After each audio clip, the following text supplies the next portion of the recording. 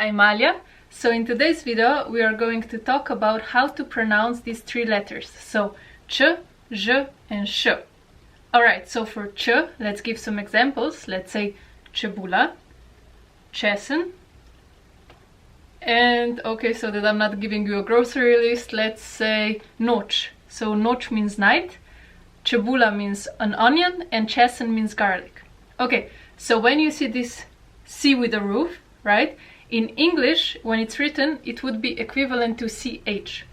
Okay, so now if we put this into, let's say, syllabuses, so čebula, right? 3 syllabuses are there. So it would be CHE, BU, and LA. Okay, so čebula. Same for česen, so CH, right? Or noč.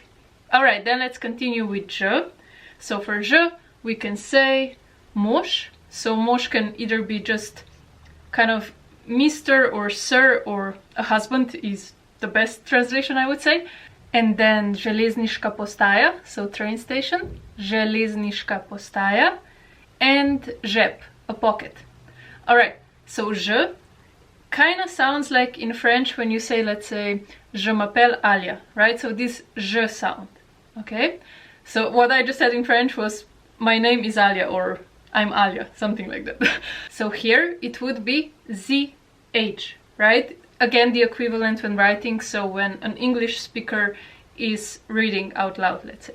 So if before we had CH, now it's ZH. So if we had moš, so MOZH, right? But okay, here is just one syllabus, so moš, or if we have the long one, right? So železniška postaja, the train station, it would be ZHE, že, right? Lezniška postaja. Alright, and another one would be žena. So žena is a wife, so žena, okay? ZHE and NA, 2 syllabuses. Alright, and the last one is š. So for this one, let's say šotor, which means a tent. Or we can say plašč, which means a coat. So I'm sure that by now you figure out the system, how it works. If you see the Z, C or S with a little roof, right? Then you basically just put H next to it, when you are of course trying to pronounce it. So again, it would be šotor, CHO and TOR. T-O-R, wow, okay.